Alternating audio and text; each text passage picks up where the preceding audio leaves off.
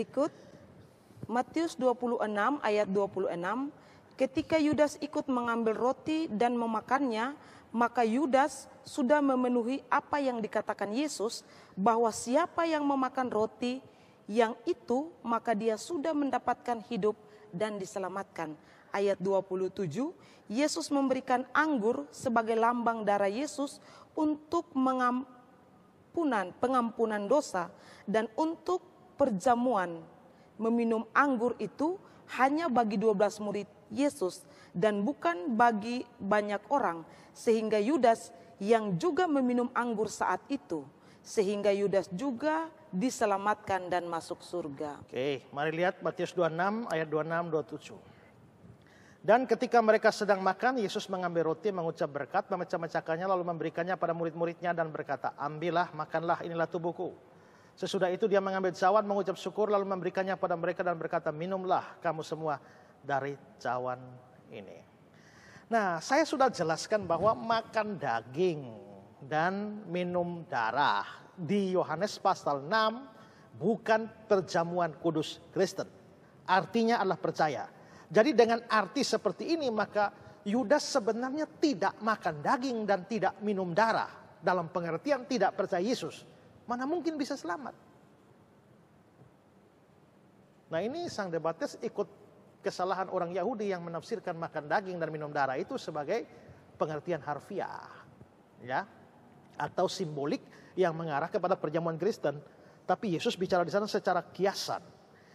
Nah, tapi mungkin satu hal yang perlu dipikirkan, apakah Yudas, kan tadi saya bilang ya, Yesus dan murid-murid itu makan perjamuan Paskah. Perjamuan Paskah Yahudi. Tapi di ujung dari makan Paskah Yahudi itu, lalu Yesus menetapkan perjamuan kudus untuk pengikutnya atau untuk orang Kristen di ujungnya.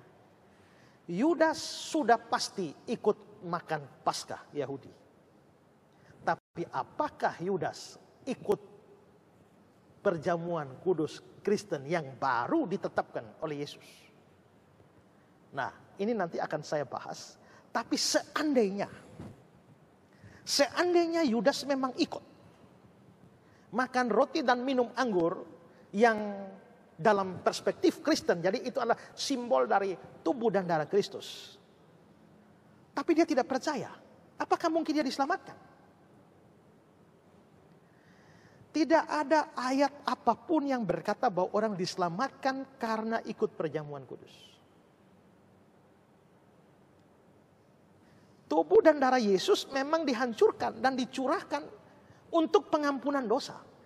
Tapi itu tidak secara otomatis menyelamatkan orang yang makan roti perjamuan dan minum anggur perjamuan tanpa iman dan tanpa percaya Yesus. Jadi seandainya Yudas memang ikut perjamuan kudus versi Kristen yang ditetapkan Yesus hari itu dengan makan roti dan minum anggur, dia tetap tidak selamat. Kenapa? Dia tidak percaya. Oh, tapi Yohanes 6 bilang makan daging, minum darah selamat. Itu salah tafsir. Itu tidak ada hubungan dengan perjamuan. Selesai. Jadi gugur sudah argumentasinya. Jadi seandainya memang Yudas ikut perjamuan kudus versi Kristen yang ditetapkan Yesus di ujung perjamuan Paskah Yahudi, tetap perjamuan kudus tidak bisa menyelamatkan orang yang tidak percaya. Ya. Pak Estra, ini mungkin pertanyaan bagian terakhir. Ya. Matius 26 ayat 29, Yesus mengatakan kepada ke-12 murid termasuk Yudas bahwa Yesus akan meminum anggur perjanjian itu bersama-sama dengan murid-muridnya dalam kerajaan Bapa. Dan itu berarti Yudas pasti masuk surga karena Yesus sudah menjanjikan itu kepada ke-12 murid. Dan perjamuan minum anggur itu adalah perjamuan khusus yang hanya antara Yesus dan 12 murid saat itu. Mari lihat Matius 26-29. Akan tetapi aku berkata padamu, mulai dari sekarang aku tidak akan minum lagi hasil pokok anggur ini sampai pada hari aku meminumnya, yaitu yang baru bersama-sama dengan kamu dalam kerajaan Bapakku. Nah, kalau Yudas ikut makan minum. Ya, sesuai ayat ini berarti Yudas itu akan minum bersama-sama dengan Yesus di dalam kerajaan Bapa. Berarti Yudas masuk surga. Nah, tapi persoalannya sekarang adalah Yudas ikut perjamuan versi Yesus, versi Kristen itu atau tidak? Makan Paskah, perjamuan Paskah, Yudas pasti ikut. Tapi di ujung perjamuan Paskah itu, Yahudi itu, Yesus menetapkan perjamuan kudus yang nanti dilanjutkan di dalam gereja Kristen. Apakah yang itu Yudas ikut? Injil-injil sinoptik, Matius, Markus, Lukas, itu tidak memberikan gambaran yang jelas. Saya baca beberapa komentar, mereka bilang, kenapa sih sampai Matius, Markus, Lukas tidak memberi gambaran jelas Yudas ikut atau tidak? Beberapa penafsir mengatakan bahwa karena mereka tidak peduli dengan Yudas. Entah dia hadir atau tidak hadir itu nggak ada pengaruh di situ, ya. Nah, itu kan hanya tafsiran, tapi yang penting adalah bahwa Matius, Markus, Lukas memang tidak memberikan gambaran jelas. Nah, bagaimana dengan Injil Yohanes? Sekarang kita lihat dari konteksnya, ya.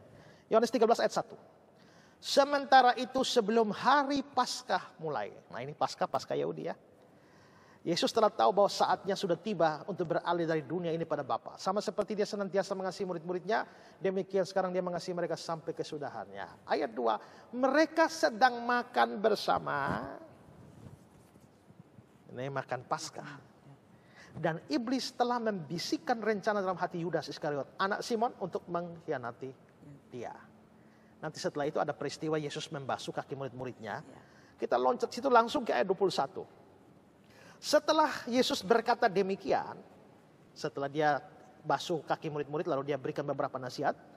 Ayat 21, setelah Yesus berkata demikian dia sangat terharu lalu bersaksi, aku berkata kepadamu sesungguhnya seorang di antara kamu akan menyerahkan aku.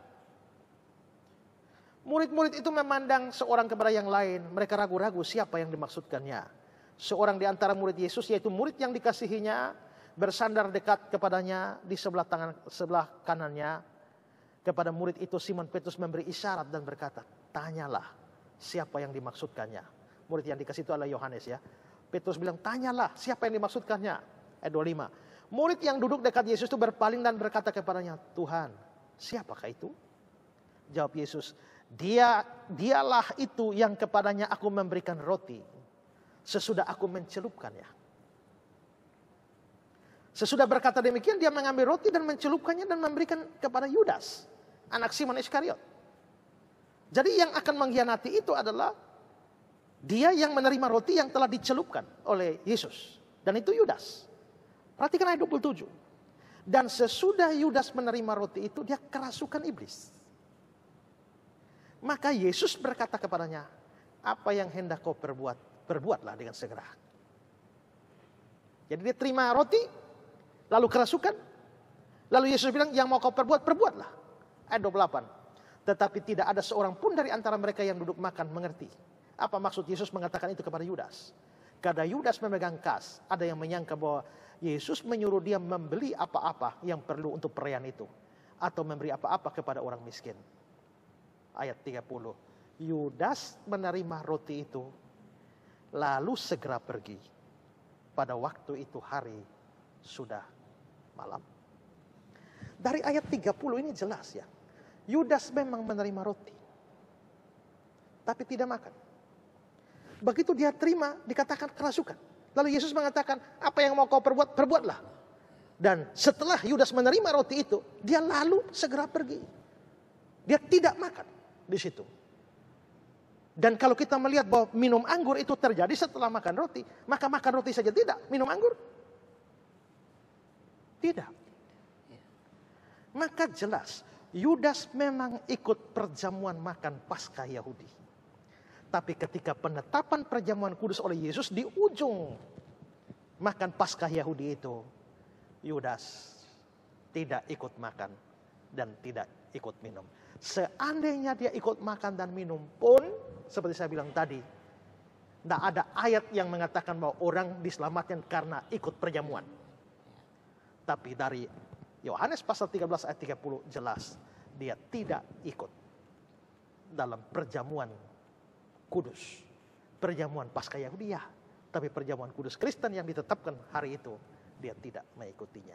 Maka dengan demikian gugurlah seluruh argumentasi sang debaters. Ya. Ya, terima kasih. Mungkin kesimpulan yang Bapak Pendeta bisa bikin sampaikan khusus untuk sang debaters ini. Ya, dia memang mengajarkan bahwa Yudas itu masuk surga. Tapi saya kira saya sudah menunjukkan banyak bukti dan banyak argumentasi yang tidak dia jawab. Ya. Tapi ya, nanti setelah ini saya akan memberikan pengumuman. Karena saya sudah berjanji bahwa setelah menanggapi, saya akan siap untuk menerima perdebatan dengan dia. Nanti setelah ini saya akan segera, ya dalam waktu yang tidak lama, ya saya akan menyatakan bagaimana dan caranya untuk perdebatan dilakukan. Ya. Terima kasih Pak Pendeta untuk jawabannya yang begitu luar biasa.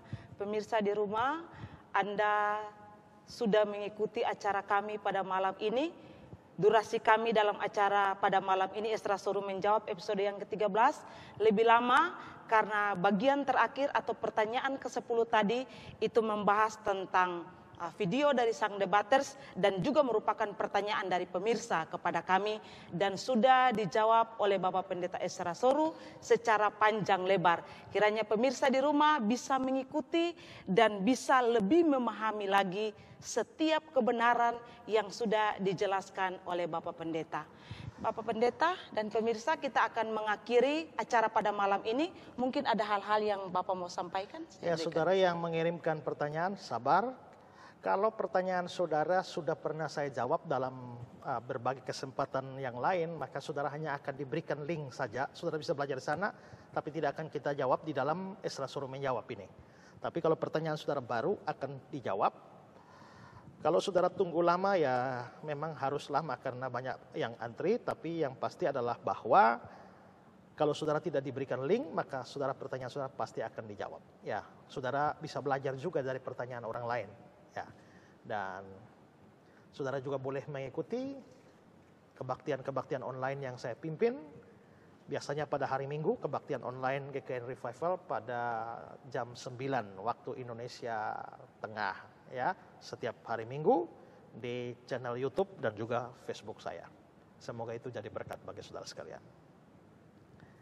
Ya. Baik, terima kasih.